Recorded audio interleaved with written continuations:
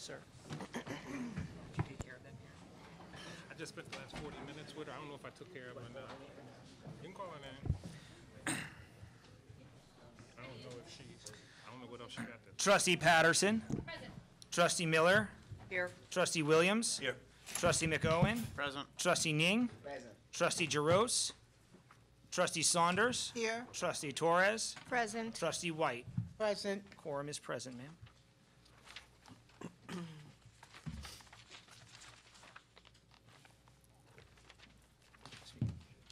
Good evening, everybody. That's all right. The Mount Vernon Board of Education recognizes the critical importance of community discourse and involvement in the education of Mount Vernon's children, and accordingly, members of the public are invited to speak at each regularly scheduled board meeting, subject to the terms of board policy. Speakers must register in advance by no later than 4 p.m. on the date of the meeting by contacting myself, the district clerk, in person at 165 North Columbus Avenue, by phone at 914-665-5235, or via email at rmccormack@mtvernoncsd.org. The board welcomes all respectful comment, whether praise or criticism. However, identifying and criticizing a specific student, parent, teacher, administrator, or other Mount Vernon education official or employee is strictly prohibited. Such complaints must be presented and addressed through the proper administrative channels. Speakers are each allotted 3 minutes, with up to an additional minute to be used for the speaker to summarize and conclude their remarks. If appropriate, board trustees or the superintendent may respond to a speaker's remarks at the conclusion of the public comment portion of the meeting. Our first speaker this evening is Mrs. De La Rosa.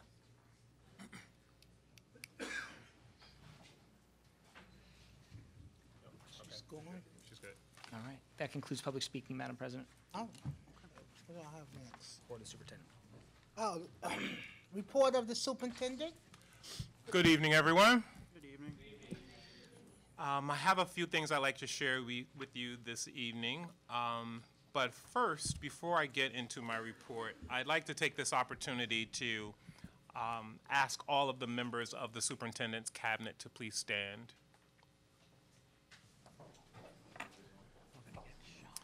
I wanted to take this opportunity to acknowledge these people who are often in the shadows, who I get to call in the middle of the night, who give me their weekends, who give me their holidays, for taking time from your families. And when I say make it happen, these are the people who make it happen.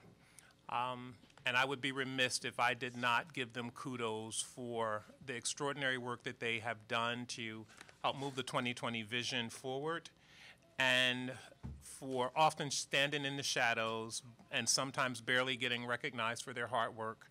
But from the bottom of my heart, I want to take tonight to say thank you for all that you do and to let you know that I love you.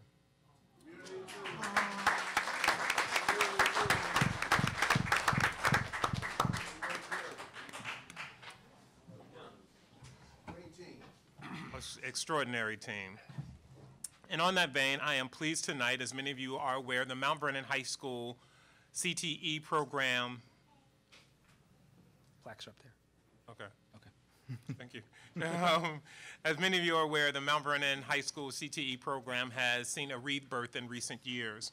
One of the cornerstones of this rebirth has been our cosmetology program under the direction of Mrs. Vanessa Newby. Her leadership and dedication to the program has been extraordinary. Under her direction, the program has partnered with the Ronald McDonald House, and for those of you who are unaware, Ronald McDonald's House provides a place for families to call home so that they can be close by their hospitalized children at little to no cost. Oftentimes, families spend weeks to months in these homes while their children receive treatment for serious illnesses. During that time, families have little time for anything other than the care and needs of their children.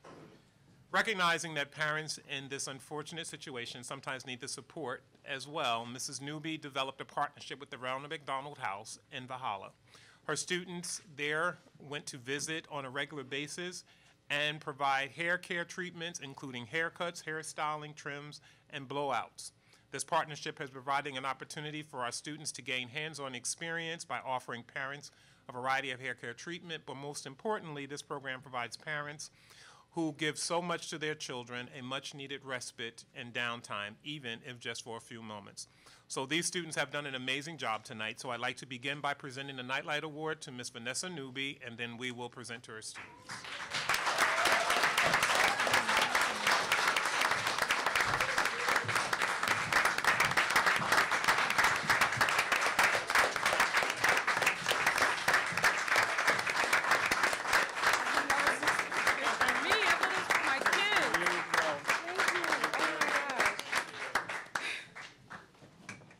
I wasn't really expecting this for me. I was really expecting this for my kids. Oh gosh, I was not expecting this at all. But just wanted to say how much volunteering in the community helps strengthen and build the community. I tell my kids this all the time, my students, they're sitting here, back here. I'm just so proud of them. And I want to thank the board for supporting us and giving us the grants that they gave us, because it really built the program up really well. I mean, I'm impressed this year. I'm really happy. So I'm really not prepared for this. I wasn't. I just wanted to support my kids. I wanted to clap for them, and that's it. I mean, thank you so much. Thank you. Oh my gosh. Stand here with me. You can help me present.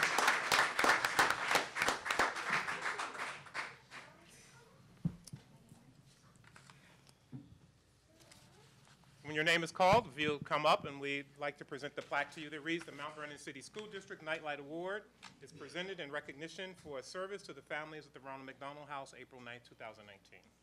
Okay, am I going to announce Yes. names? Okay. The first student would be Anishka Barker.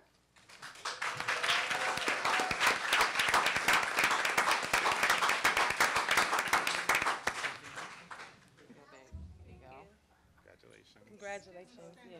Oh, you can stand up here. Stand up Anishka, here. come over here. Nia Scott, she's not here right now, but she must be on her way. A lot of kids were walking here Okay. from home, so, sorry. Jordan Hood. Oh, Jordan, I'm sorry. Jordan Hood, sorry. I have Jordan. It's Jordan Hood, because I have a Jordan and a Jordan, sorry. Congratulations. Michaela McIntyre.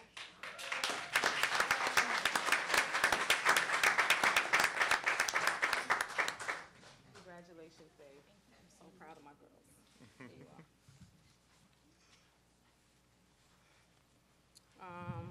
Natilla Young.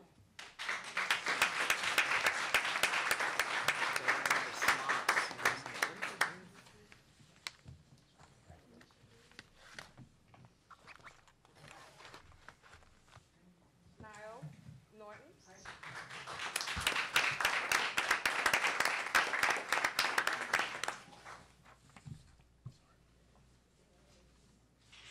For being there for us.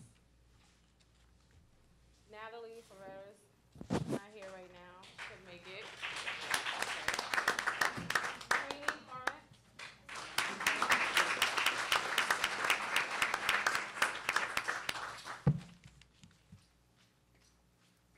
Congratulations. Congratulations. Hold on to your cases, ladies. And Jordan Blair.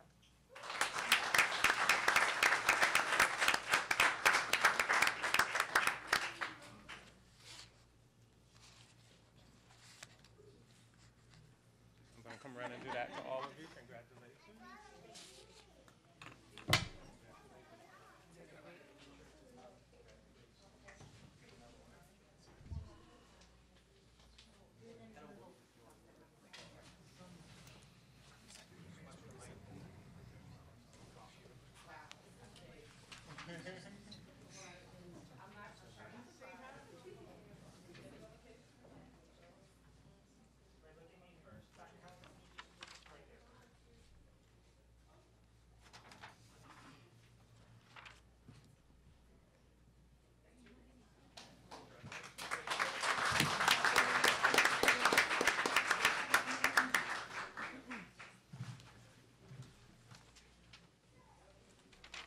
That was good.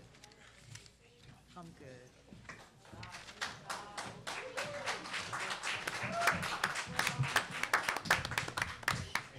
Got it.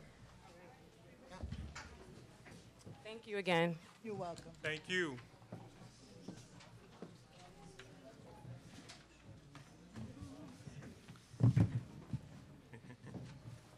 And at this time, we are proud to present the 2019-2020 proposed spending plan for academic excellence, better known as the 2019-2020 budget. So I'm going to actually ask Jeff and Dr. Gorman and Mr. Silver to join me at the podium, and I'll present from there. Is it loaded up? Yep.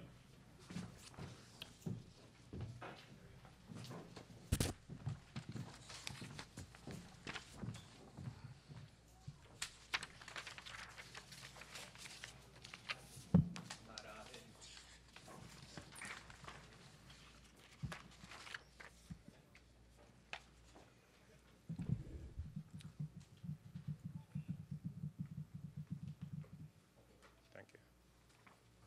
Career ruiner.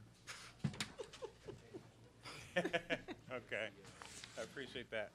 All right, so this evening we are proud to present this budget, and I will start at the onset by saying that we are again going out with a 0% tax levy increase on the local budget.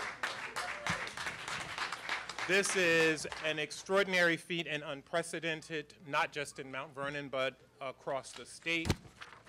And I'll certainly acknowledge the Budget Committee members as we move throughout our presentation this evening, and certainly open it to any questions that you may have. And thank you to the Board of Trustees who have been extremely supportive and very advisory throughout this process.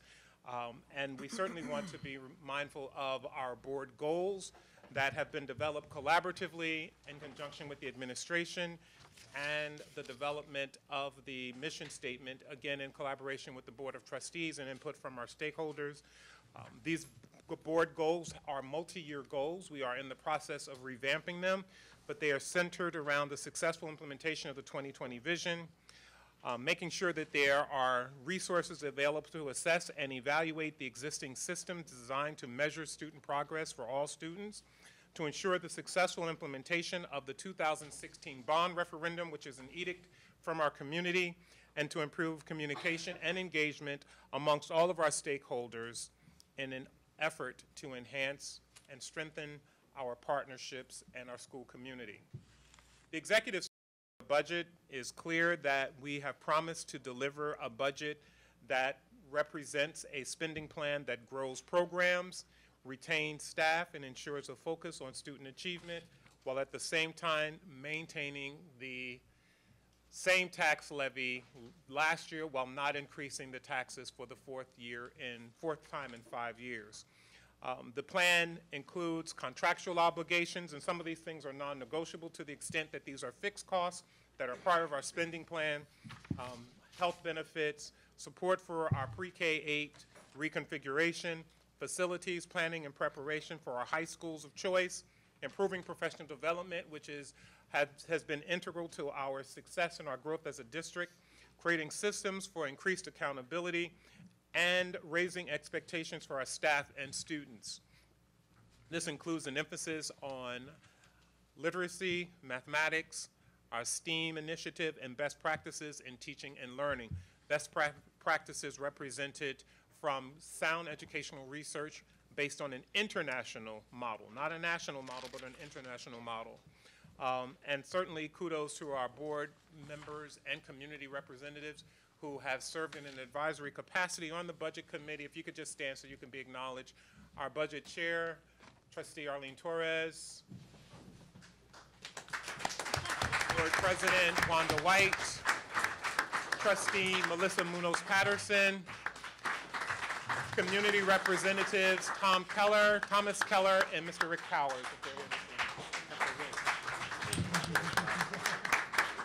Some of the major spending changes that are impacted in this budget this year includes funds to expand our CTE offerings by bringing on board a culinary arts program at Mount Vernon High School, which will be a state-of-the-art culinary program.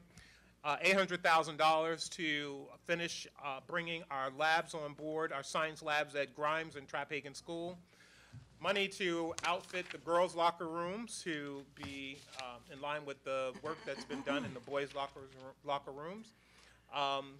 Increases in the Office of School Improvement to continue to spearhead the kind of change that's happening in our district and provide the supports that our children need, whether that's in after-school, before-school programs, Saturday programs, and most of which is covered by grants, but some initiatives are part of the general operating budget.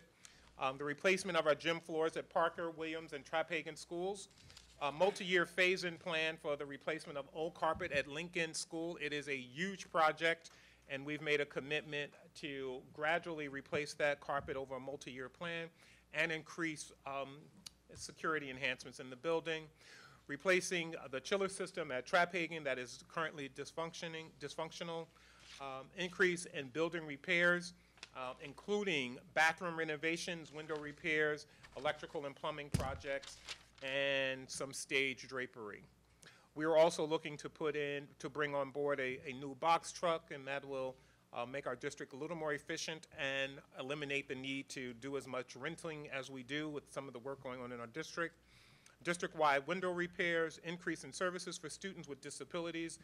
We are making a concerted effort to reduce the amount of money that we spend sending children out of the district, which has an exorbitant price tag associated with it, but bringing programs back into the district and bringing students back into the district and retaining some of our students by enhancing related services, increase in community school programs, and an increase in our general curriculum and instruction budget. Mr. Silver will talk about some of the efficiencies that we've been able to identify in this budget, and the three of us will do a tag team on this presentation this evening, which we didn't rehearse, by the way, but we're good on our feet like that. Do I go now? It's your turn. Thank you, and good evening. Good evening. So some of the budget efficiencies that help to have us pay for what we're paying for without having a tax increase are, as you see there, the teacher retirement system has announced a decrease in the percentage that we pay, and we're paying a lot less as a result of that. Some of our debt service goes down yearly as we pay off some of our bonds. When we finish putting on board all of our bonds, it will then go down every year somewhere around $8 million in that expense. We're reducing in the new budget the capital projects. The superintendent mentioned the capital projects we're doing, but there's a reduction in what we're doing from the current year. There's been a decrease in administrative expenses, and so that means that there's a higher percentage of the tax dollars used for instruction and less for administration. And we've also increased our use of cooperative purchasing, which could be through BOCES or it could be through state contracts and bidding.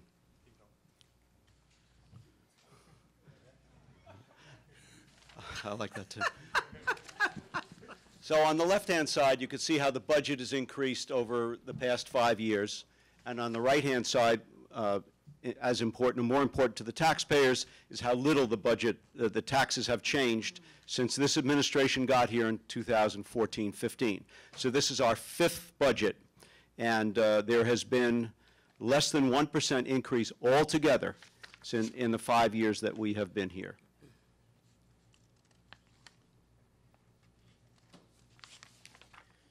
So the big question through the spring and into the 1st of April was how much money we were going to get from the state in what's called foundation aid, which is the main function of aid that we get that is not dependent on what we spend.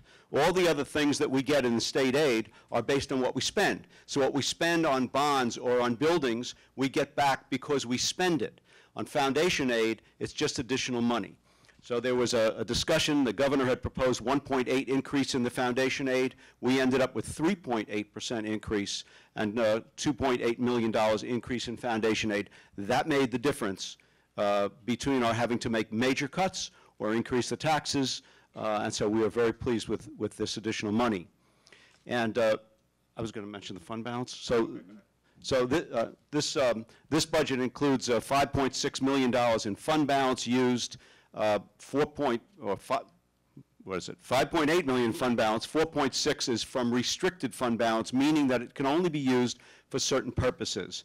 And then $1.2 million is from our general unrestricted fund balance, and that is reduced substantially from the current year. That's one of the savings this year. And I have to, on this slide, I need to take a moment to really commend Mr. Silver, because these numbers were not released until Sunday, last week, Sunday evening.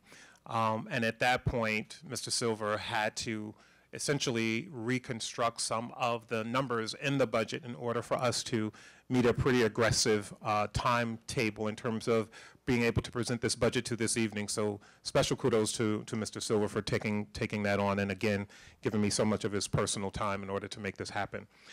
There are some mandates that impact this budget, and those mandates center around the number of students that are currently attending charter schools, health insurance, which has increased for active employees in our district, and the total employee benefit packet, along with foundation aid reserved for community schools. You want to expand upon that a little bit? Sure.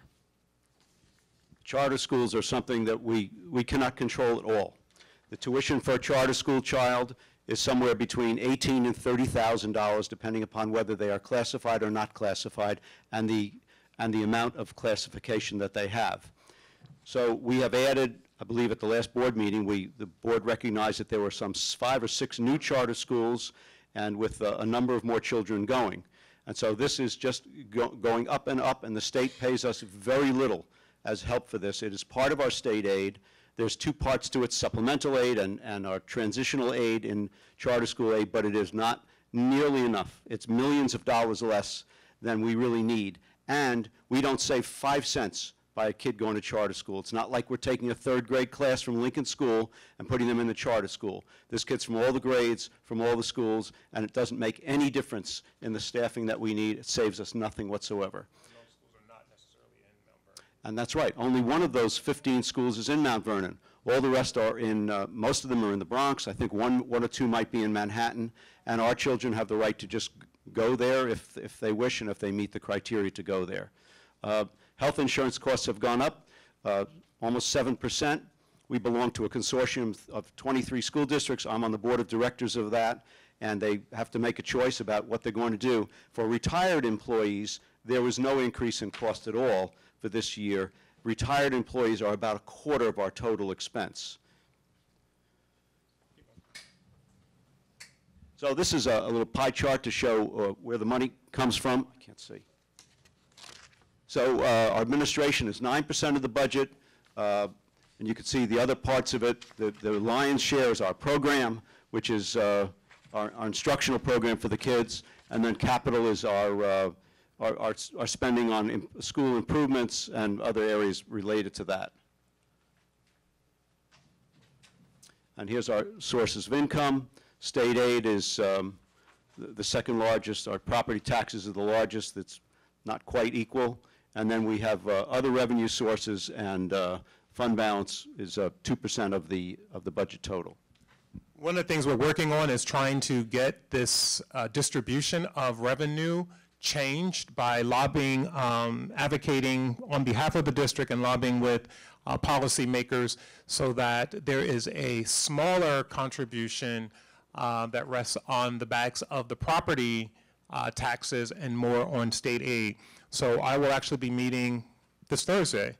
This Thursday I will be meeting with Assemblyman Pretlow, Senator Bailey, and Senator Biaggi to talk very specifically about the funding formula and why the algorithm that is used to determine how Mount Vernon's capacity to pay through the local taxpayer is inequitable. So hopefully, if I am successful in these conversations, you will see that the state aid portion of this pie will increase, and proportionately the property tax portion of the revenue will decrease if I am successful. There are some things that happened in our budget planning process where there were some cuts that were made before we even came to the board and asked for their approval on this adoption of this budget. And that includes additional staff, inclusive of administration, teachers, teaching assistants, lunch monitor, security, and guidance counselors. These were requests that were made that we were not able to put in our budget. In fact, we reduced spending in those areas. A reduction in private school special ed tuition, which we talked about earlier in terms of our effort to provide the kinds of programs that our children would be able to stay in our district for. And part of why that happens is when a youngster has a learning disability and we do not have a program that is customized specifically for that youngster, they are then eligible for an out-of-district placement. And by offering that program or those services in our district, we then to educate that child in district, and we save money, not just on the cost of tuition, but the transportation that goes along with that.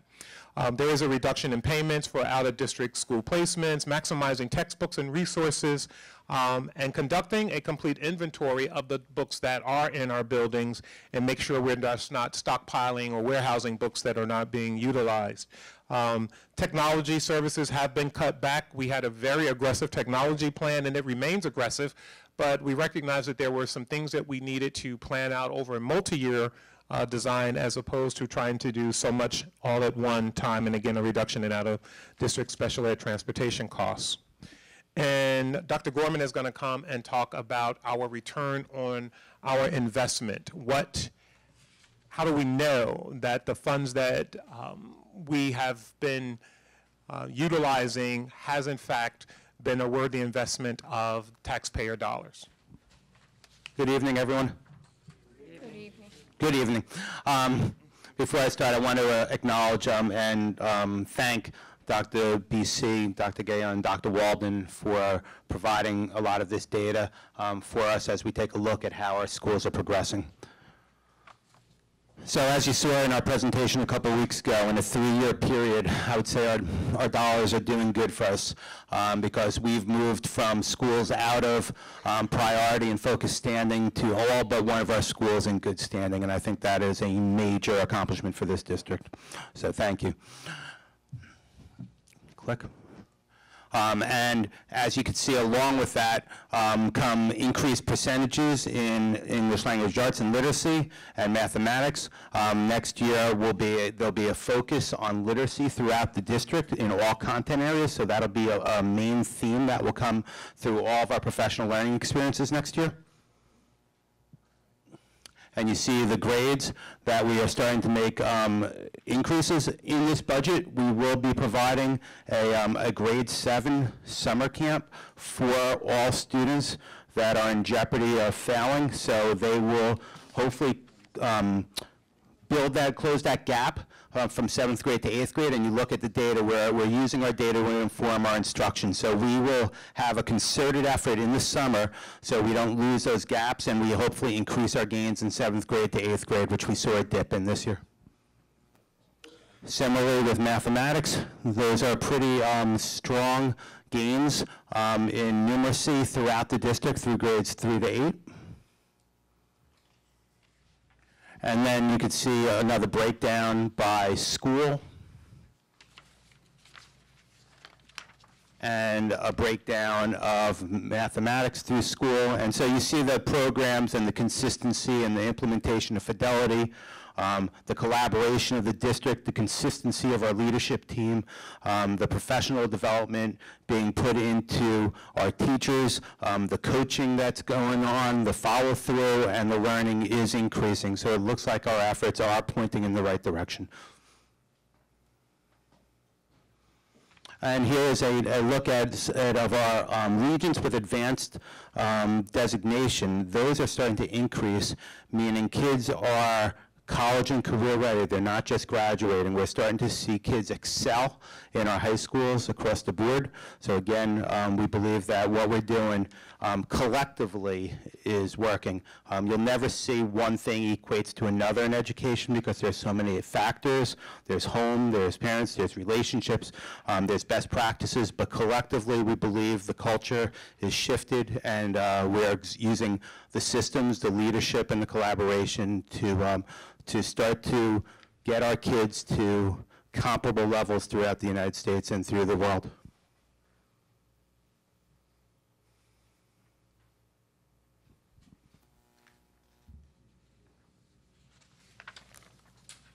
So what's in this budget in terms of academics and co-curricular programs? There's a focus on academics, paying particular attention to standards, district-wide programs, and providing the resources to support the reconfiguration of our district through the expansion of pre-K and our pre-K 8 neighborhood schools. A K-8 STEM connection, which is a partnership with Discovery. They're one of our district partners. and next generation state standards, thank you, curriculum writing and mapping and professional development. The expansion of AVID in 2 of our schools, that's at Parker and Hamilton School. Expansion of translated materials, which is a requirement from the state. Currently, there isn't any funding provided for that, although the state is requiring that all of our documents and information is translated in multiple languages. There has been conversation generated by a group of superintendents across the state about holding the state accountable for putting these mandates on the district and not providing the funding to go along with it. So we are anticipating that there will be some funding that will help support the costs associated with this new mandate, and it is substantial. Health curriculum will be expanded to include internet awareness, family life, and HIV education. The expansion of several programs, particularly programs and courses that will increase rigor at all of our schools, including IB, International Baccalaureate programming, and SAT and ACT testing. Technology infrastructure and digital literacy, and expanding the visual and performing arts program in all of our schools. So while there will always be a concentration at the Performing Arts Magnet High School, our other schools will also have expansion in visual and performing arts as part of their regular curriculum. There is a new focus on expanding our athletic programs, including the onboarding of a swim team added for the fall for girls and in the winter season for boys. So the swim team will be back up, and we will also be adding additional clubs at each of our elementary and middle schools. And of course, there will be a continued emphasis on professional development so that our teachers are made aware and brought up to date on best practices based, again, on an international standard.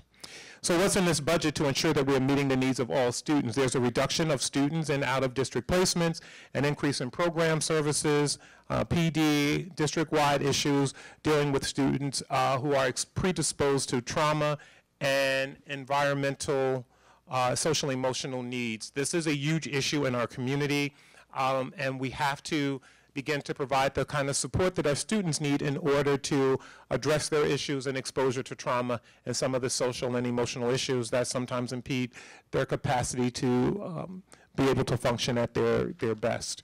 And a focus on multisensory reading programs, which is a new research-based effort for students with disabilities to help increase their literacy.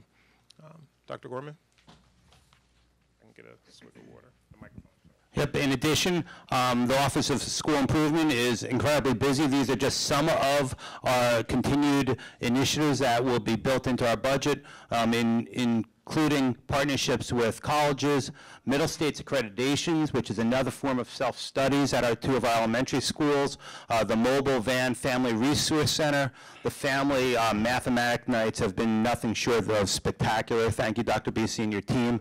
The family Microsoft Office workshops.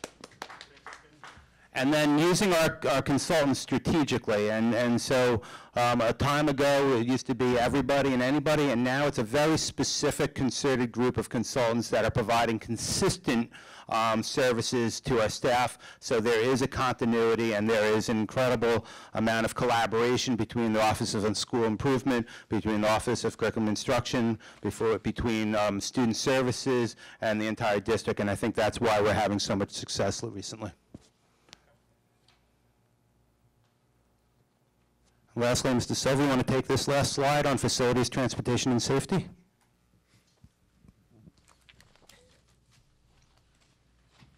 So we are going out again this year to bid on transportation. We bid on it last year. We were not successful in reducing our costs. We're going out to bid very shortly to do this again. What I don't see in here is the bidding on the food service. We're going to be going out within the next week to bid on our food service. We've just finished 5 years with Sodexo, and we'll see what comes when we bid. We've just gotten approval from the state today on our bid specifications, and we will be moving forward with that right away. So we, no, that's fine. So we conclude conclude our presentation this evening, and Mr. Silver will speak more to dollars and cents. But we conclude our presentation with a quote by Maya Angelou that says, "If you are always trying to be normal, you will never know how amazing you can be." So pulling this budget together with the help of this extraordinary team and members of the Board of Trustees who have become very intimately involved in the budget planning process so that they would understand what's in the budget and what we're asking them to approve. So kudos to you two for being such good stewards and taking your roles as seriously as you do. Mr. Silver is going to talk a little more about the what we are specifically asking the board to approve this evening, and then we'll open it up to any questions if there are any, and then ask for a formal action. Rick, is that tab appeared? Yep. Okay, thank you.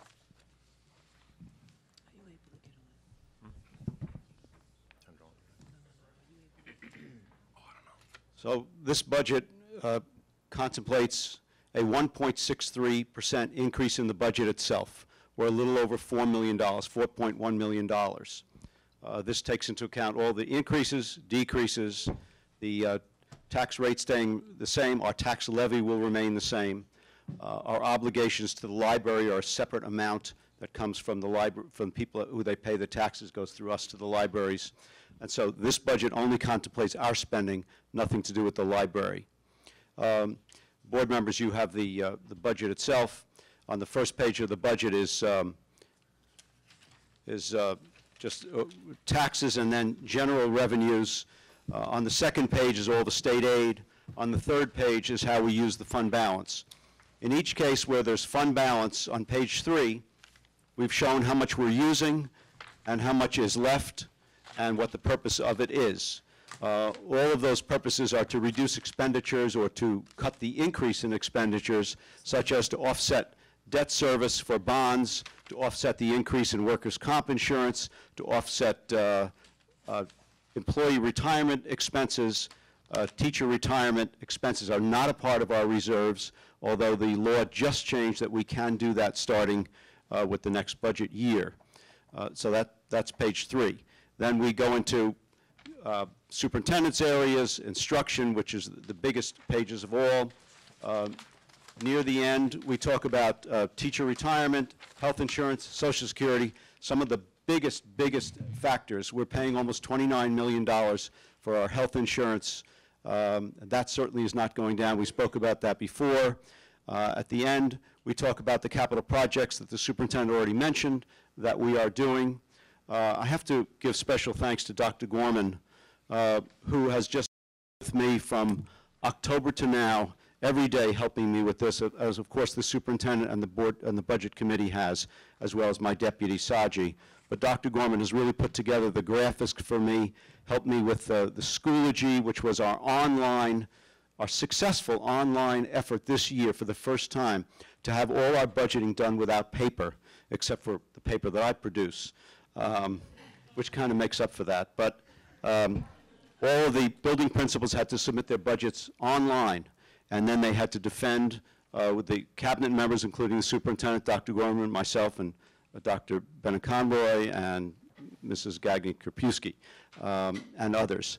So that process was very, very strenuous, and the building principals and department heads had to justify their expenditures. It was not enough that they're getting the same or more or less than next year. It had to be justified, and that was a pretty rigorous process that we did in that. So on the last page, board members, you see the total of the budget, the $256 million, and prominent is displayed but not turned out tonight because of paper is that there's no tax increase for next year.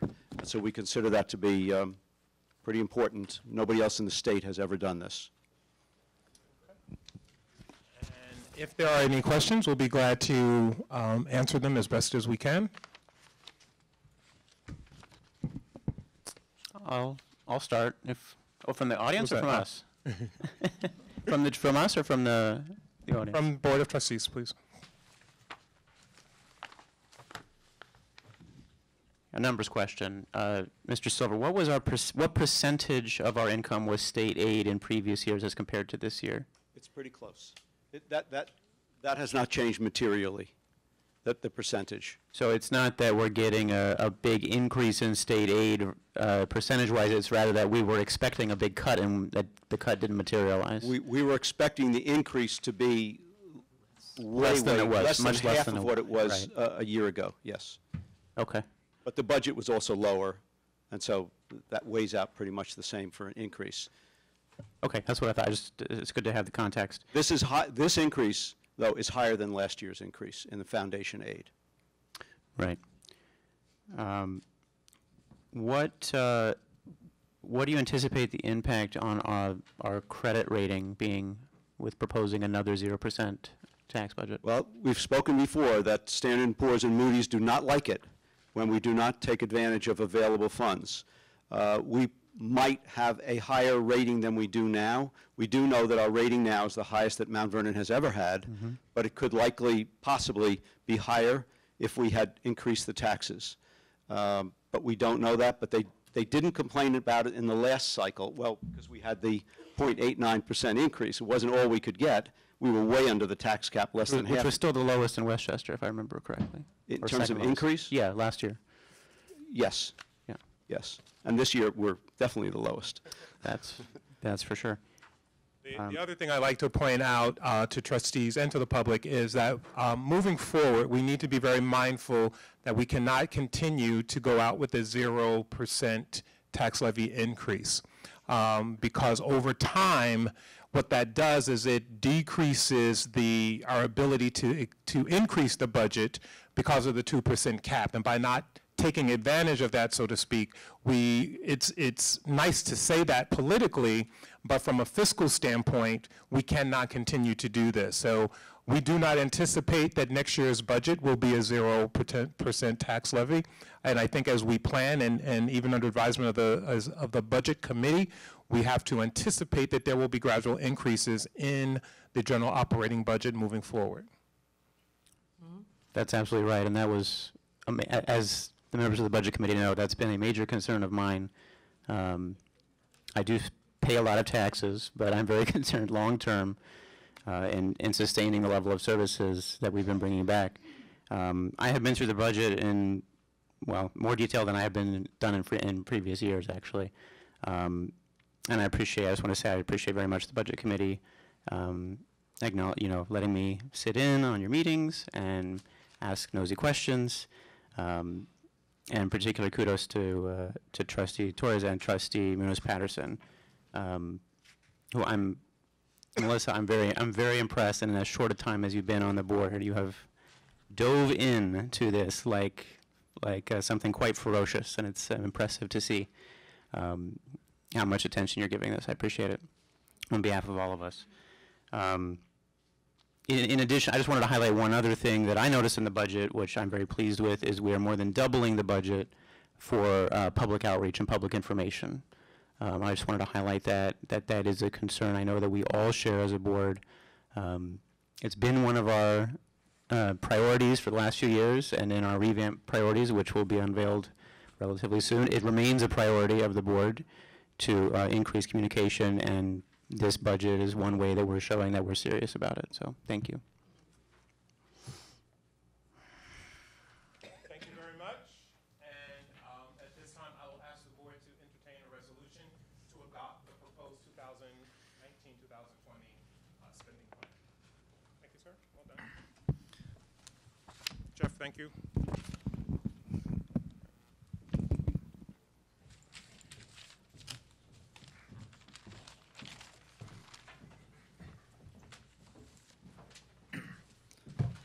We need a motion to approve the following resolution. Be it resolved that upon the recommendation of the Superintendent of Schools, this Board of Education adopts a proposed district budget for the 2019-2020 school year in an amount of $256,080,057. And be it further resolved that said budget will result in a 0% increase in the tax levy for the 1920 fiscal year. And be it further resolved that the Board of Education adopts the property tax report card. So moved. Trustee Torres, second. Second. Trustee White. All those in favor? Yes. Opposed? Abstain? Motion carries. And that concludes the superintendent's report for this evening. Okay, the next one is the report of the president, and I really don't have a report. I'm sorry, Madam President. I forgot to do the change orders that are on the agenda for this evening. Please excuse me. Thank you, Mr. Policio, for that reminder. Good evening, everybody. Good evening. Tonight, I'm going to give a brief overlook onto the change orders that we have for our construction projects. Also this evening, to answer any questions regarding the change orders, is Michael Tribe and Danny Lamb from Peter Gisolfi Associates, the bond architects. The first one is Thornton High School. NYREM is the contractor, and it is a general contractor to furnish and install additional toilet partitions in the women's toilet LL52B. What I intend to do is just read through them, and then any questions that are fielded from the trustees, the architects will answer those. Thornton High School, NYREM is the contractor, general contractor to furnish round stainless steel base plates in lieu of the specified rectangular square base plates to facilitate the installation of the auditorium railings. Thornton High School, NYREM is the contractor, general contractor to furnish and install soil grouting at the new service elevator LL22B beneath a column footing that was uncovered during excavation and the installation of 8-inch concrete wall above the column footing. Pennington, Talt is the contractor. It's an electrical change order. Change and install disconnect switch for refrigerator condenser at roof location to increase the branch wiring. Pennington, Talt is the contractor to provide and install some conduit as needed for the new kitchen oven. Pennington, Talt is the contractor, wire the existing kitchen hood light fixtures and provide provisions to the new Ansel system. Pennington is the location, Talt is the contractor to provide and install new lights fixtures in the corridor 177 and additional fixtures for stairwell 1-11.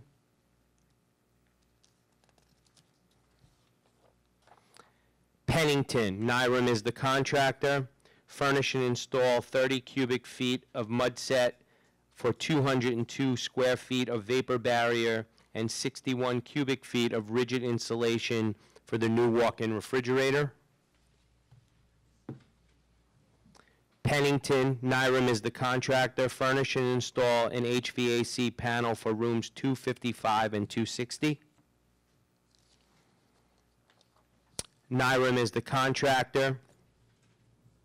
Provide and install 13 linear feet of 2.5-inch metal stud framing and painted plywood assembly finish for stair cavity infill on existing stairs.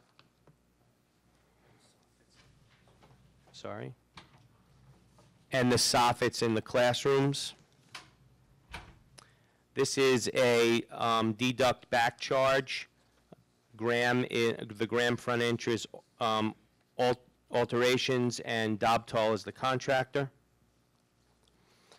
Thornton High School, Talt is the contractor, electrical contractor to furnish new light fixtures in L44, expanded lobby in lieu of other additional light fixtures, and light fixtures not being installed and turned over to the district for attic stock. Thornton is the school, Talt is the electrical contractor to furnish and install emergency lights for temporary egress path from the cafeteria LL50 to the northwest corridor. Thornton is the school, Talt is the contractor, electrical contractor to supply power and install control wiring for the new sewage ejection pump in the new boys' locker room in LL 21B. Thornton is the school, Talt is the electrical contractor, to wire cabinet unit heater and wire duct heater in the new boys' locker room. Thornton is the school, McHugh Furnishing. It's a escalation cost for auditorium seating that the architect will explain. And Graham, the final one, is the Graham School. Lombardo is the contractor, mechanical contractor, to clean out existing ductwork and refurbish and make operable the existing dampers that were discovered to be rusted in place. So that includes the brief summary of the change orders, and now I'll ask the trustees to what questions they may have.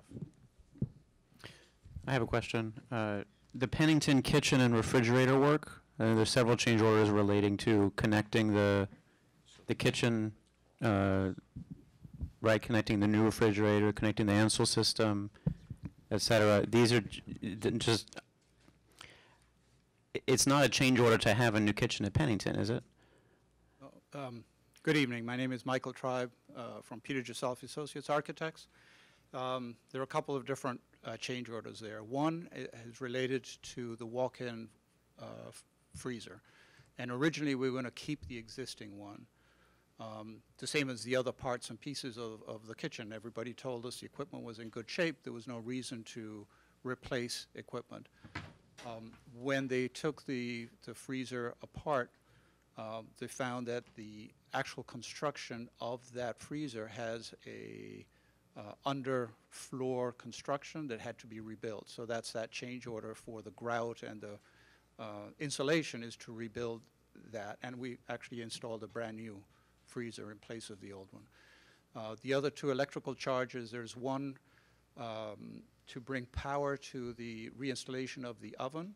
It was discovered that the power source that was in that location wasn't enough, so the engineer upped the voltage. The other one was for the Ansel system. That's a code-required fire suppression system at the hood.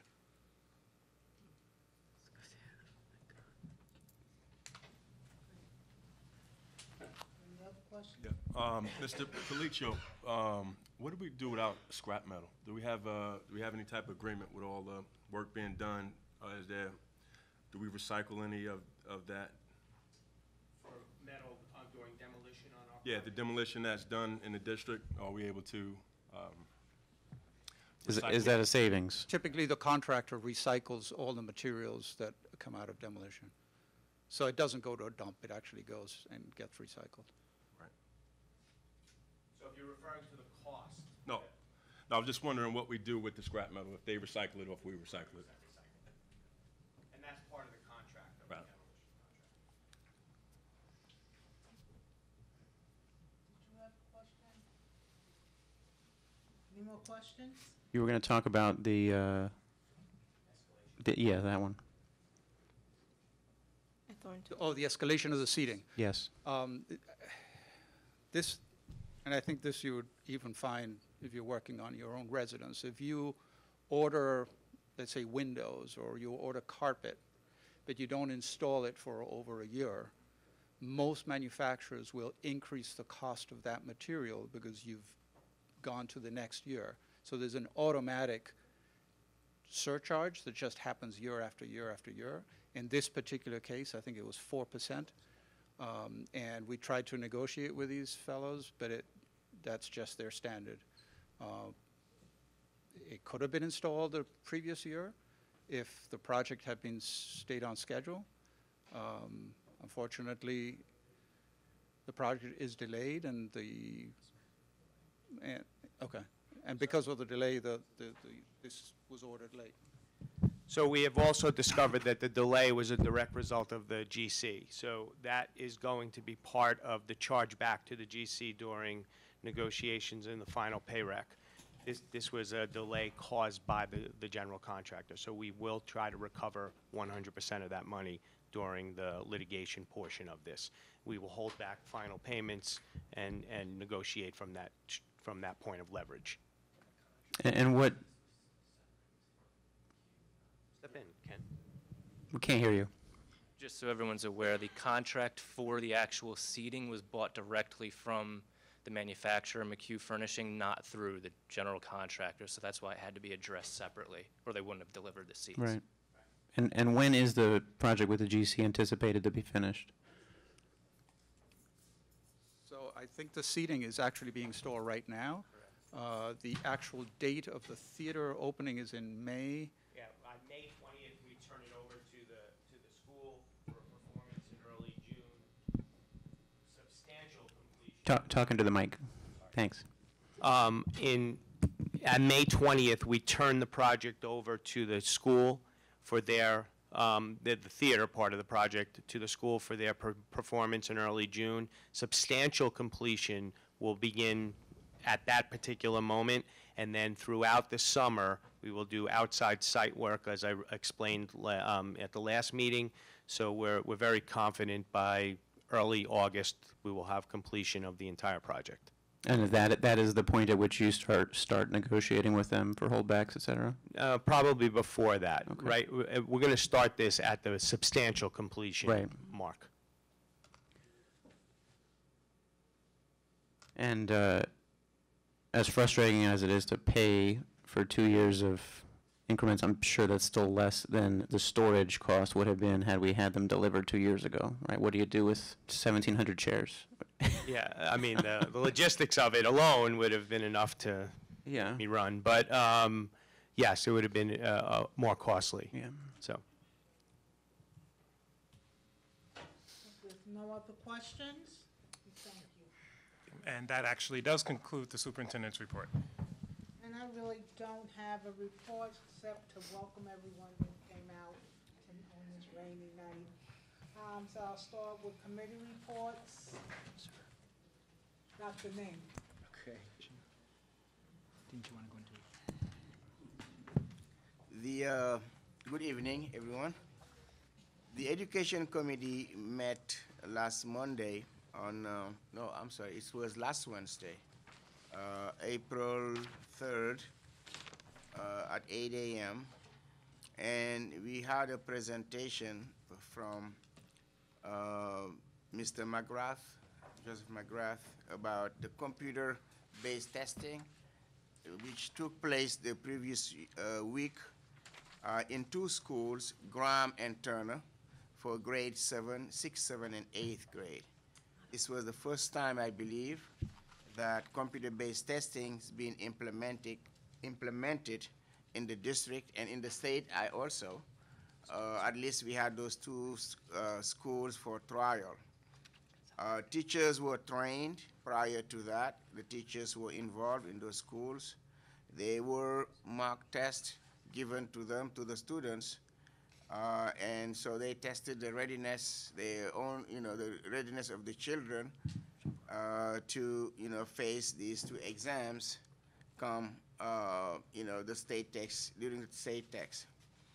So, of course, with any innovation, there are challenges. And one of the challenges did not come from the district. In fact, it came from failure of the system, of the state system, the way there were issues such as, for instance, when a student posed, entered some data, posed, and went to the bathroom, came back, they could not log back in. And this was statewide. It wasn't just something that was common to Mount Vernon, but it was statewide.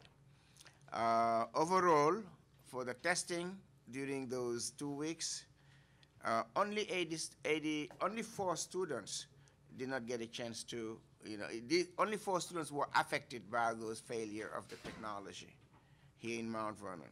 So everybody else was able to finish and do it on time. For the test, over 3,000 students took the test in ELA and math, and only 80 students opted out. So which is, I think, a very, very, very low. It tells a lot about our children, our families, and parents around the understanding of assessment, why it's needed.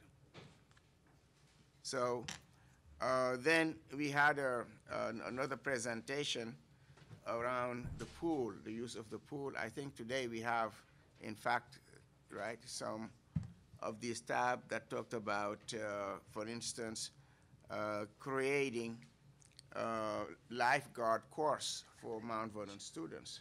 I believe it will begin with 20 students. It's really changing the way that, especially at the high school, our students at first, were kind of maybe shy or did not, really know how to handle the swimming and so on.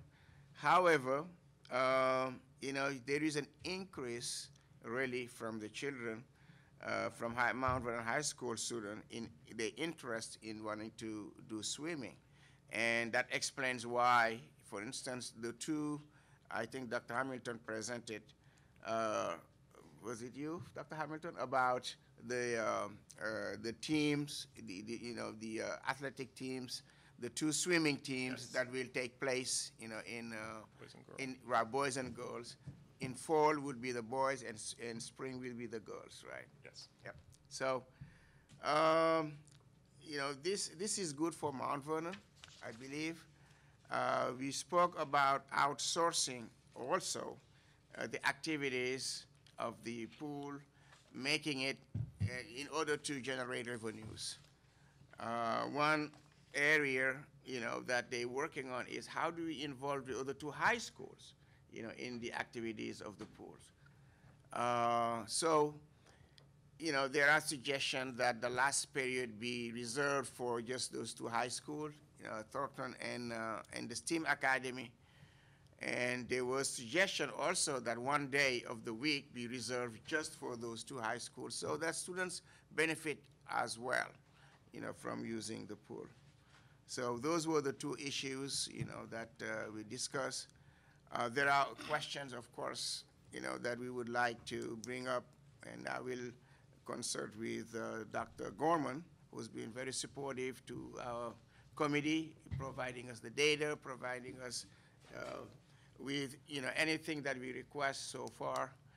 And one of the things that we would like to look at is, again, performance in Regents exams, advanced courses, AP courses for our next committee. How many students are involved, how many students pass, how many, the passing rate. We would like to get, first-hand data of how we're doing and how can we increase the number of students taking the advanced level courses, and so on. So that would be the topic for our next, or at least one of the topics for our next education committee. We don't have a date yet, right? Dr. Goma? Not yet. Yeah, so, but we usually get it like 2 weeks or 3 weeks prior to. So we should have one maybe, by the end of this month or beginning of May. Yep. That concludes my report. Thank you, Dr. Ning. Vice President Torres. Sure, I have a report. My report is more of a statement than it is a report, but I did want to share some thoughts with everyone tonight. The Budget Committee met on Friday, April 5th, to review the final version of the proposed budget, which is now the adopted budget, which was presented to you this evening. The presentation on the budget was comprehensive, and I will not repeat the financial information that was included, but I would like to share some of the activities of the Budget Committee during this past fiscal year. The Budget Committee met during a minimum of 2 times per month, during times often preceding the board meeting, so as to provide public updates of budget items that were being considered, discussed, or debated, to obtain detailed data on budget items, and to question the justification for some of the proposed expenses.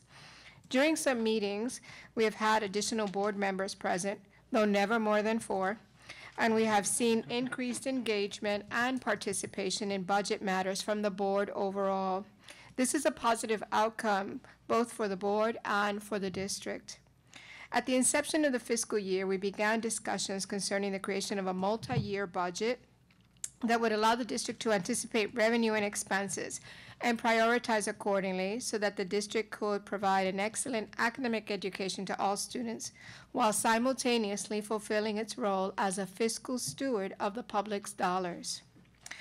A multi-year budget would enable the district to plan for continuing improvements to our facilities, specifically items identified in the building condition survey, and to continue the necessary repairs and beautification of our facilities. Next year's budget provides funds for the restoration of the Culinary Arts Kitchen at Mount Vernon High School, among other expenses to continue the improvement that's already been commenced. And this increases the career options available to our students. I was happy to hear that, well, not happy, but Dr. Hamilton mentioned that there has been a pause placed on a technology improvement. A multi-year budget will facilitate the continued upgrade of our technology to modernize our business operations and to provide access to current technology that will pave the way for academic equity and achievement. So now that we have a multi-year plan to roll out improved technology services for our district, it's incumbent upon us to create a multi-year budget that will accompany that plan. And that's one area where the Budget Committee can facilitate the implementation of some of these improvements, but there are many others. A multi-year budget will assist the district in its effort to retain its highly performing personnel and provide continued opportunities for growth for promising employees. The Budget Committee will continue its discussions and immediately commence the process of working towards the creation of a multi-year budget. The district has made necessary improvements in its operations, academic instruction, and community relations, but we still have much work to accomplish. Work that oftentimes necessitates additional funds. We recognize the impact of a school tax increase upon the taxpayers in Mount Vernon and are satisfied that for this fiscal year, we will not be imposing a tax increase. I want to take this opportunity to publicly thank all members of the Budget Committee for their participation and diligence in this process. Our next Budget Committee meeting will be held on Thursday, April 18th at 8 a.m. here in the district office. All are welcome to attend. That concludes my report. Thank you My very statement. much. Trustee Saunders. Good evening. We just had a Health and Wellness, Health and Safety Committee meeting today at 4 o'clock here in the district office. So I'm just going to go through a few things that we discussed. We had old business, which we talked about the elevator at Williams. Needs to be replaced. The windows are, I think there's a meeting next week on to replace the window survey. The new business we discussed was the girls' locker room at Mount Vernon High School, which we already talked about was in the budget. The obsolete things around the buildings, we discussed how the board may have to adopt some policy to bring that stuff and put it in storage. And going forward, we're going to have or offer or ask the head custodians to attend the health and safety meetings so we can get some more input. We discussed the grounds schedule, which we hear that there are complaints from teachers and building principals of the noise. So we discussed that if a school is scheduled to have their lawn mowed on Wednesday and they don't do it, they can't do it that Wednesday, it's going to have to be the following week because, you know, they just need to be prepared for the noise. Also, the parking at Thornton, we're going to close that parking lot for about a month, as we have to adjust the parking arrangements over there by that. That's the one area. on 6th Avenue? Yes, also. And we're also going to do a building inspection next week, Monday the 14th, the 17th, and the 27th. The building inspection surveys, okay, while school's closed. And that concludes the Health and Safety Committee report. Special education meeting will be held Wednesday, April 24th, 6 o'clock at Rebecca Turner. And the next Health and Wellness meeting will be April 24th at 4 o'clock here in the district. And that concludes my reports. Thank you very much. Trustee Williams? Good evening, everyone. I don't have a report. Today, we didn't meet this week. We'll actually meet after the break. But I would like to thank everyone who's involved with this process, knowingly or unknowingly. One, the taxpayers, these numbers, these graphs, they look great because all the graphs are pointing in the right direction, and as, you kind of move through Mount Vernon, you kind of find yourself in different parts of Mount Vernon, and beautiful, beautiful homes, and sometimes you look at these homes and you just, from the outside, you just thank that homeowner for their contribution. So want to thank everyone for that, and we'll continue to work, and also want to thank the cabinet, this fabulous cabinet, and also this fabulous group of parent liaisons who is ready to engage each and every day with the entire our family, our district family, the students, particularly the parents. And we need that. We need that reception at the door. We have it, so I want to give you guys a thanks as well. That's what I have. Thank you. Mr. McGowan? Trustee McGowan, I'm sorry. Good evening. I wanted to highlight for the board's and the public's attention one item on the agenda tonight is to put a ballot initiative along with voting for the budget on Election Day, a ballot initiative to appoint an ex officio student member to the Board of Education. We've referenced this, or I've mentioned this a few times at previous board meetings. It's a fantastic opportunity. It's something that I don't know how many districts actually take advantage of it, but New York State does allow it. And as I said a few minutes ago, we as a board, I think, are very committed to engaging this public as much as possible. And what better way than to put one of our students on the board? We cannot do it without public approval, so that's why it's a ballot initiative. So I will give my encouragement for everyone to go out and vote. That's one of the items that will be on the ballot. I think we'll probably leave it up to the superintendent on how to decide who gets that position. We talked about that today, actually. But I'll just speak for myself. I'm jealous of the superintendent's chats and chews and all his opportunities to engage directly with students and get their feedback. And this is a really cool opportunity for us as a board to get direct feedback from a student and have them have input in our discussions. I think it's great. So I just wanted to bring that to everyone's attention. One other policy matter I will save for new business. But just in closing, I just want to, not policy, but again, just echo what has been said about the budget committee in particular and the administration.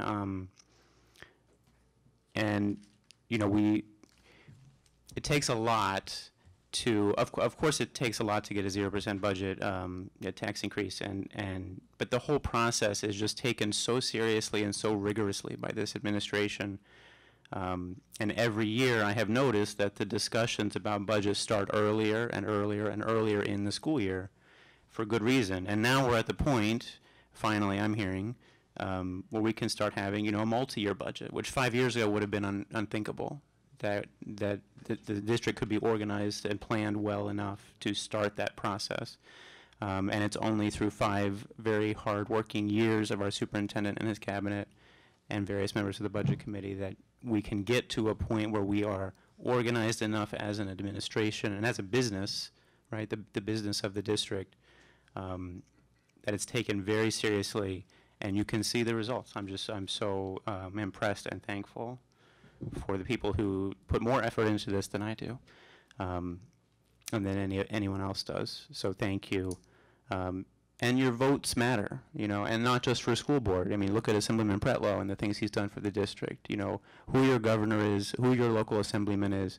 When you elect people who are committed to your district, it translates into dollars for our children that we wouldn't otherwise have. So stay involved, everyone. All right, thank you. Trustee Miller? Speaking of involvement and engagement, Family and Community Engagement is going to be meeting Friday morning at 9.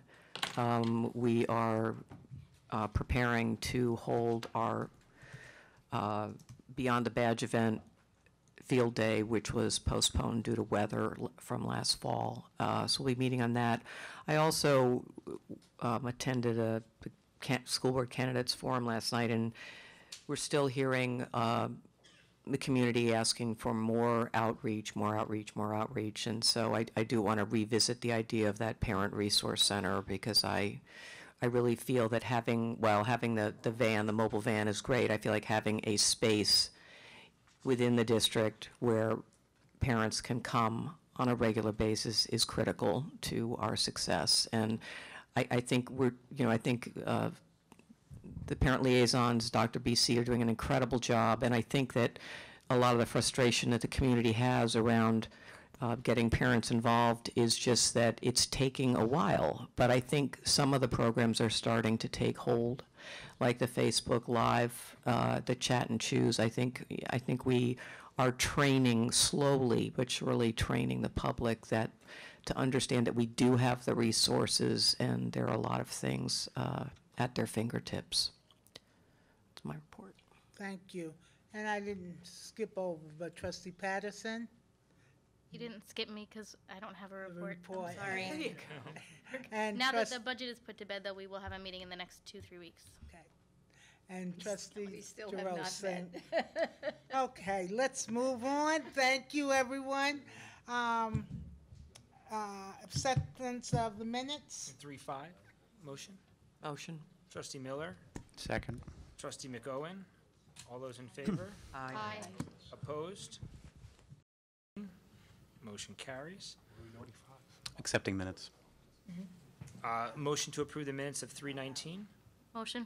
Trustee Patterson, I'll s- trustee Williams, all those in favor? Aye. Aye.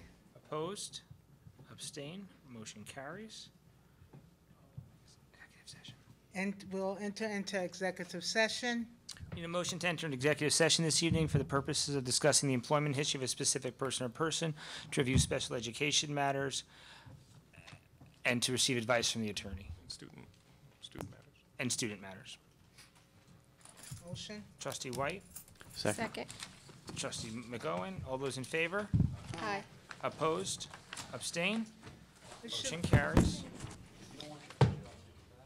it should be about an hour. At least.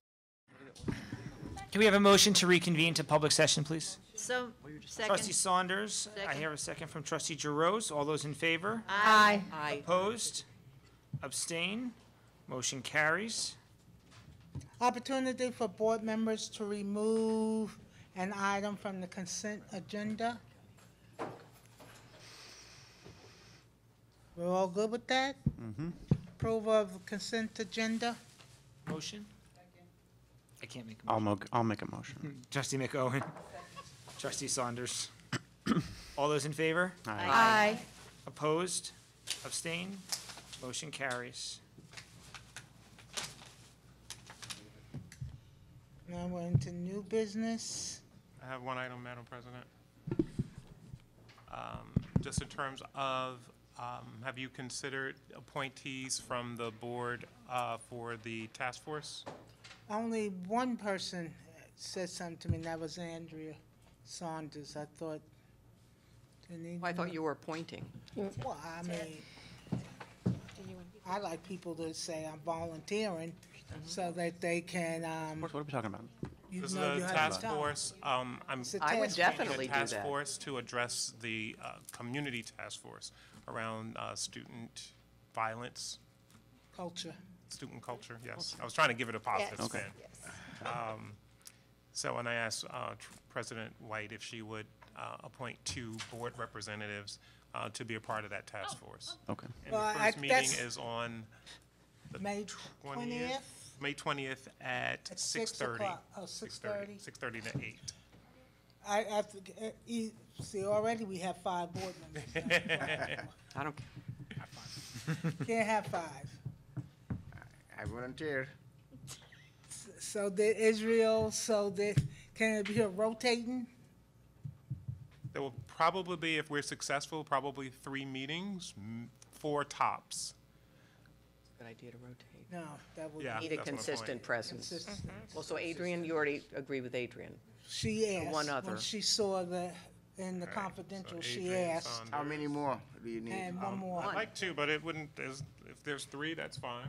I just said 2, but it Well, doesn't have to be 2. I wanted to be on it. I nominate I nominate Israel. Okay, in Israel, 20th, May 20th. Yeah. Oh, it's been a big And mantra of yours Dr. for a while. Dean? Yeah, you've been working with, Yeah. 6:30 So those specifically with three. high school culture anyway. Yeah, Yes, you should be exactly. on there. Mount Vernon High. Really good idea, this task force, and I think it's a really good segue for just a really important topic, which is culture, particularly in all schools, in Mount Vernon. You know, in 1995, I lost a brother in Mount Vernon High School who was killed. Shebwell Jackson. Shebwell. Murdered in Mount Vernon High School. And that day plays over. It is just so clear and vivid. And this is one of the best people you ever meet. And, you know, so it spins into like national news with, obviously, you know, the rapper Nipsey Hussle, who, you know, probably heard of it. And these things really, I'm very, very dear, you know, to improving the culture in school and in the community, particularly for our students, but for myself as well. You know, I want to live. And yeah, I'll just leave it there. But it's really important, and you know, we have to dive into it just like this. Get the task force, get our stakeholders together, and have the conversation. A lot of times, things will spiral out of control because we're not having the conversations. So I'm really up for this, and thanks for, you know. Yep, Great. thank you. Okay. All right, so we have trustee Saunders, Williams, and Ning. Okay. Thank you for making the exception. I have an item. I want to know, when are we having our next retreat? Because we need to have that strategic plan. I don't want to wait another 3 or 4 months before we start on our strategic planning. So when are we going to meet? That was on my list too. And I got an email from her today, actually, asking what our calendar looks like. So let me know what works, and we can Well, set up do you some want to dates with recommend her. a couple of days? Well, let me check her calendar. Like I Yeah. said, she just emailed me today, but she didn't Yeah. have dates on it. And just give us a couple of dates to okay. consider. What is the idea? Another kind of like 3 hours one morning or something? What's the thought? I think we should commit to knocking it out. Yeah. So, I don't know, I think maybe we probably need more than 3 hours, frankly. I'm thinking if we could devote a half a day to it. Right. And knock it out. It's got to get done. And then we have to, what is our plan after that? Are we going to appoint a group to be the the steering committee for the? I would suggest that once we develop that becomes a committee of the board. Mm-hmm. And, great. you know, maybe after the elections, because it's only a month away at this Yeah. point. Yeah. That's great. That would be a good time to talk about new Great. committees. That's great. It's a good idea. Okay. So are we going to try and have that before or after the election? It's May 20th. Because we're already Easter weekend and Good Friday. It's like we're hitting up holiday weekends now. It's May 20th. Well, I'll check it with the Spring dates. break. If Yeah. it happens to be before then Okay. we'll go. I'm indifferent, but the sooner, I agree with Darcy, the sooner the better. Okay.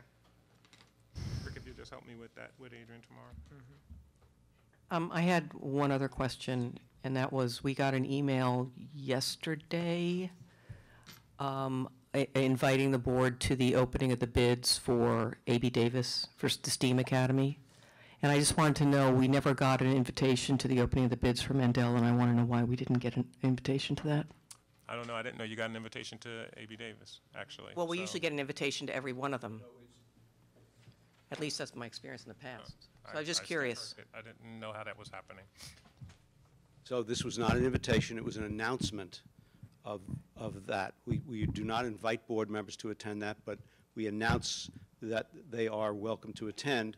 This was brought to our attention that we didn't follow through with the one on Mandela, that there was no announcement of it, and several board members were not happy that they were not present for the bid opening. So we're trying to do a better job. Okay. And so when we got it from the architect, we forwarded it on to the board members, just that the bid opening is that day. Okay. So then what happened at Mandel, I think, is trustee Miller's point. I don't have an answer. Well, that's not really acceptable, but it just seems weird to me, but I just wanted to put that out there. Well, we did in our weekly reports, we did speak about the bid opening, that it was extended. That was mentioned several times, that Right. the bid opening was extended. And so the day of the opening was on the weekly reports, I believe. And we never got the amount either. The board was never informed of the amount. Was anyone informed of the amount of the Mandela bid, what it came in I at? was around. I just heard it was over the 18 million. Want me to speak to that? Yeah, please. So the Mandela bid came in at about $4 million over the maximum cost allowance. And what was the maximum cost allowance? Was 18. Okay, that's what we voted on. 18.6 18 or 18 something. million, okay. 18 Right, point so that something. So it came in at includes, 22. including, well, but the bid itself was only 17, over 17 million, just over 17 million. Right. But with the incidentals and what has been spent on architecture fees, which is over $1.5 million, it comes to far more than that. So that's over the maximum cost allowance.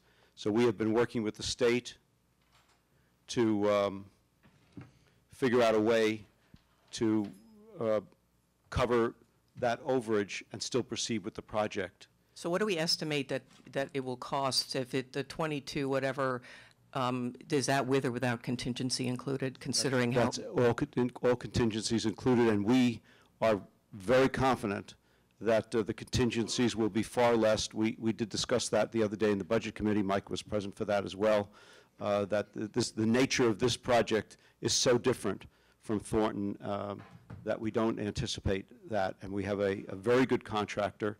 We did not award the bids today because we're still working with the state on getting approval to make some modifications having to do with the smart bond to cover the some of the overage, 3 million of the overage, and the other $1 million is still within the bond, but will not be aidable.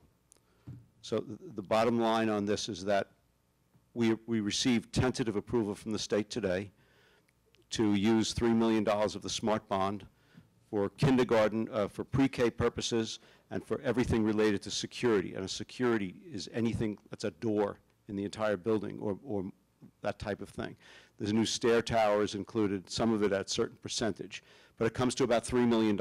We had proposed 4, they said 3. We have the other $1 million.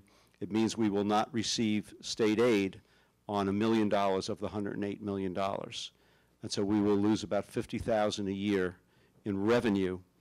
The other side is, if we don't proceed, we have $1.5 million. You have to have a completed project to get state aid. And so all the money, the millions we've spent on architectural fees will be gone, and we'll have no building. No, I'm aware, I'm aware of that. But the kids. Yeah, we've had that discussion. So what about the smart bond? That was 8.7 million. So 7. Mr. McGrath had a plan for that, I thought. So I'm just wondering, what's the rest going to be used on? And like, have we looked at this? You know, when we look at, I understand where you're trying to fill the gap. I get it. But what is the plan? Because I thought the smart bond, I thought we were going to be very. We hadn't made any agreement as a board about how we were going to use that money. So I'm just wondering what the plan is for the 8.7 million. So it's if 7.9. 3 million goes to this. 7.9 million is the smart bond. Oh, 7.9. And the okay. state never approved it. They changed the approval process, all the paperwork Right. in midstream. So this has been on board for all these years. Nothing has ever been committed, nothing has ever been spent, nothing has ever I been know. done. I'm aware. So this, if we use $3 million of the smart bond money, as the state has approved, we will have 4.9 million left, and that will be for connectivity, for wiring, for other things, which will move us along in our projects, but will be not as much as we had hoped it will be. Mr. McGrath came up with this plan.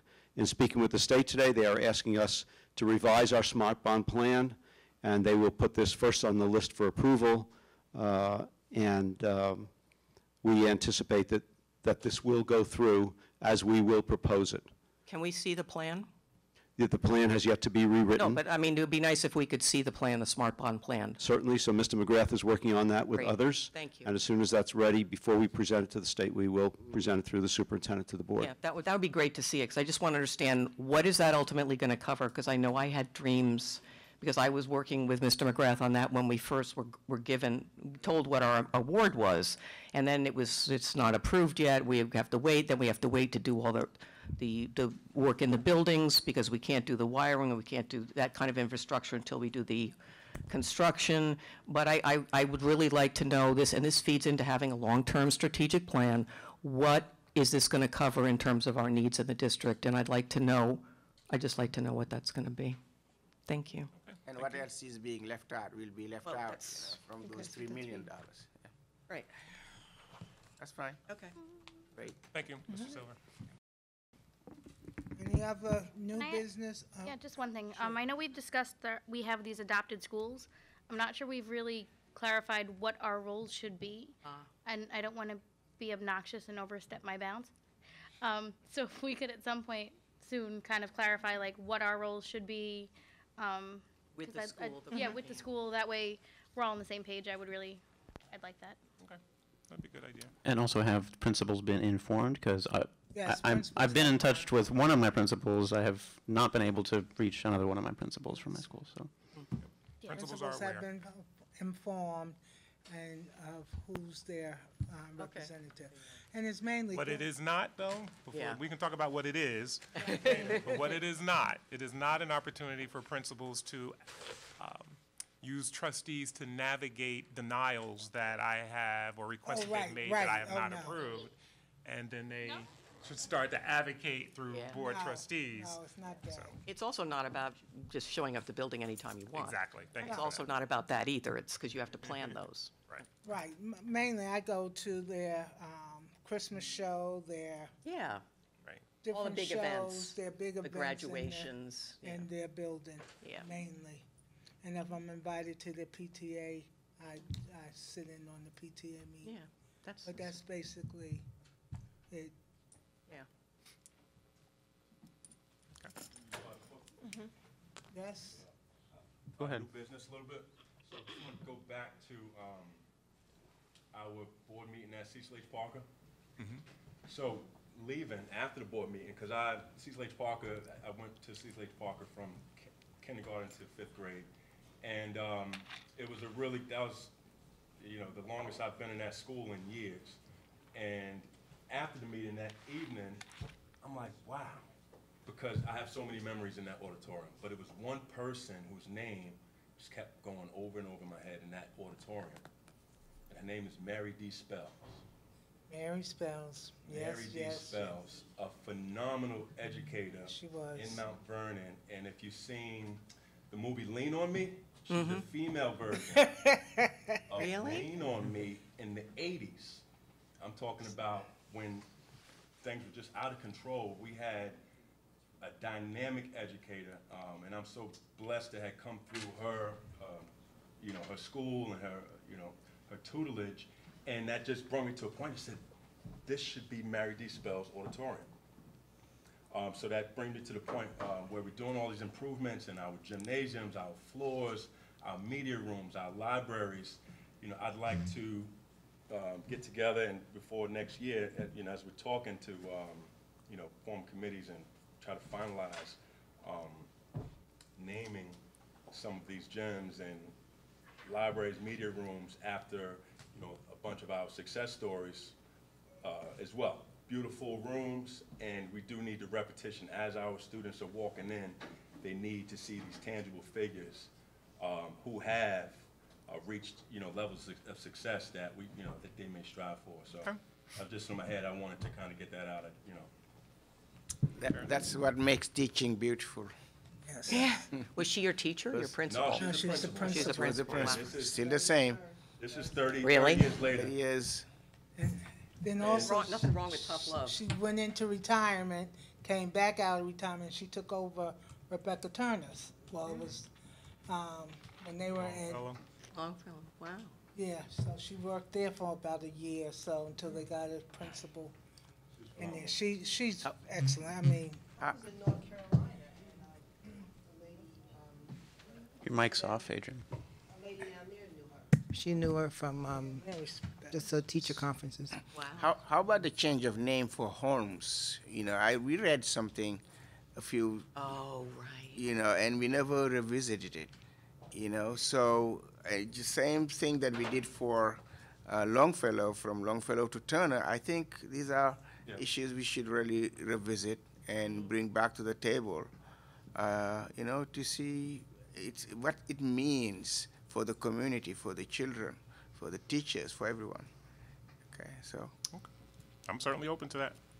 And that is a board decision. It's a board decision. What buildings are called is our decision. It is, okay.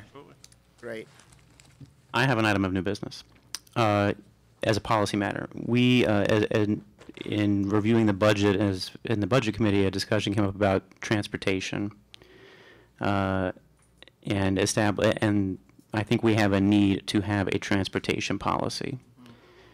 We have some populations and cohorts in some schools receive no aid, some receive Metro cards, some receive busing for certain programs, and some of it is geography-based, some of it is, you know, something that used to be a grant that now we're paying for and it's tied to a specific population. And there's all good reasons for all of it. And I'm just to be clear, I'm not talking about transportation required for, you know, kids with individualized education plans who have to get transportation to specific services inside or outside of district. That's separate. I'm talking about non-IEP kids who are receiving some kind of transportation benefit. It's also come up at various public meetings about, you know, why is one school getting help and another school isn't, depending on geography, depending on the age or whatever. So I'm not at all saying what the policy should be. I have no idea. I haven't even really thought through it, but we need to have some kind of district-wide policy so that when people have, you know, when residents and parents have, you know, questions or concerns, that we have a systematic way of saying, no, you're not getting aid for this reason, or you are getting aid for this reason. And I'm very well aware, and this is why it came up in the budget committee meeting, is that, you know, it's a chicken and egg problem because, you know, whatever policy you just have, you know, be fine. We're gonna bus every kid in the whole district to class, right? And it'll only cost $50 million, right? No, we're not going to do that, of course. But where do you draw the line, and how you word the policy? You know, you change a half mile to a mile, or a mile to a mile and a half, or whatever, and depending on where people live, these have huge financial implications. So it would have to be a policy developed over time, and it would have to be done holding hands directly with the administrative office to understand what the actual financial impact of that would be. This has come up in, you know, for many years. We have kind of side conversations, and then sometimes we have an agenda item to, you know, to approve transportation for a specific reason, for a specific school year, for one population. And I think it should be something that's coherent and organized. And again, going back to the long-term planning, what do we want transportation in the Mount Vernon City School District to look like 5 years from now? We have to understand what that should look like and what the cost of that would be, so we can plan for it, right? And just make decisions, you know, going towards that. One of the things I would encourage, I understand there was some discussion about this at the budget committee, and we had talked about it administratively about whether or not we wanted to look at the acquisition of school buses. Having worked in a district with 88 buses in its fleet, I have had a lot of experience with that. One of the things that I would suggest we do before we start writing a policy is to commission a transportation study that would really look very specifically at what the law entails in terms of who we have to transport. Yes. And look at our demographics in terms of what the furthest point is from certain schools, and then let the policy be driven by that study. Yeah. And then ultimately what the board decides to do in terms of providing or not providing transportation based on that.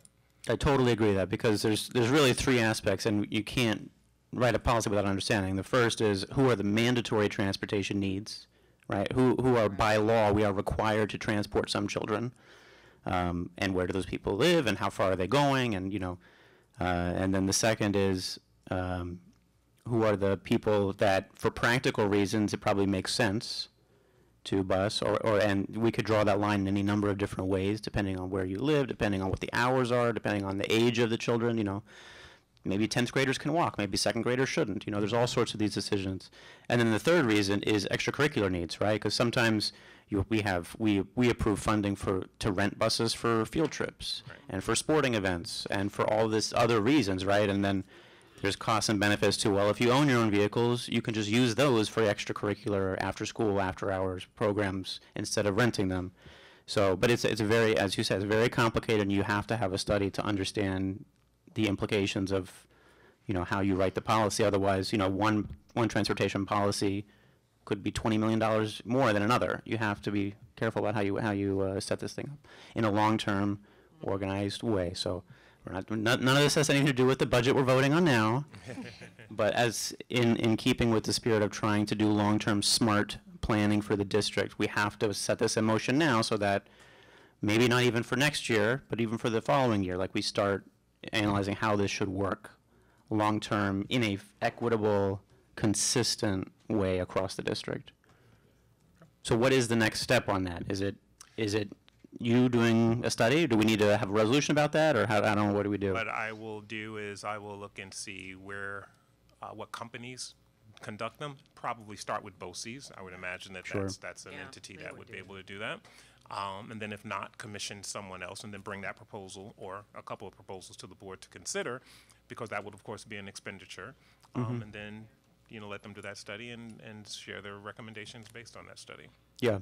It would be great to have a study done like kind of over the course of this summer so that going into next year we can start having real discussions over the course of next year with the hope that by a year from now we can have something coherent and to put out there and The next implement for the following budget. Exactly. Yeah. Yeah, so I think about the kids using the pool. It's like, well, if the other high school kids are going to use the pool, well, how do they get to the pool? Yep, exactly. It doesn't help them, if they're in Thornton and you give them the final hour of school off, they're going to spend half that final hour just getting there. It doesn't work. So, And they yeah. won't get to swim, so. Right. Yeah, right. That's good point. Okay, any other questions, statements? Thank you. No, I wanted to say thank you to everyone for the administration and the Budget Committee. I think you guys did a great job. And you had pushback, and everybody didn't get everything they wanted, but I think the process was really fantastic and well handled, and I really appreciate all the hard work that was done.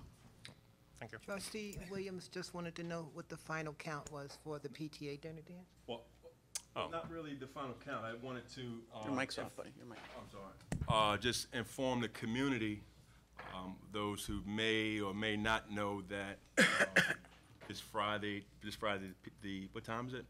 7 o'clock. The 7 o'clock. 7 o'clock. 7 New o'clock, the New Rochelle. PTA, annual PTA dinner dance. I know it's always a hit.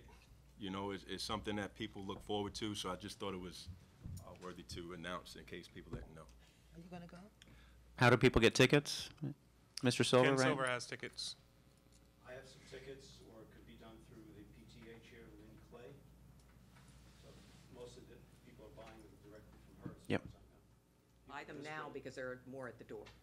Yeah, they cost more at the door. $100 at the door. Any other questions, answers, statements? Yes. Move to adjourn this meeting. I was gonna Elmo you. For a second. I second. Second. All those in favor? Meeting is adjourned. Aye. Opposed? Abstained? Motion carries. Motion carried.